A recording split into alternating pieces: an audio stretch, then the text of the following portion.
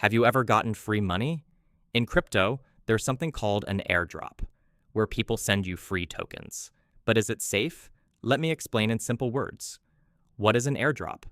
An airdrop is when a crypto project sends free coins to people's wallets. Why? Say thank you to users. Get more people to try their coin. Make the network stronger. Example: imagine a bakery giving free samples. They hope you'll like it and come back. How to get airdrops. You don't need to be an expert. Just have a crypto wallet like MetaMask. Use new crypto apps. Sometimes they reward users. Follow official announcements. Never trust random messages. Warning: be careful.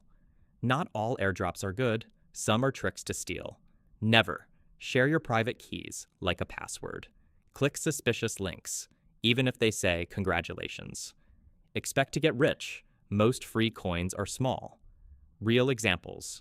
Some big projects did airdrops. Uniswap gave $1,200+ to users.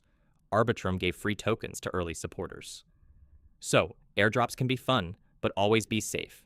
Want me to show how to set up a wallet for airdrops? Like this video and comment wallet below. Don't forget to subscribe for more simple crypto guides. Bye.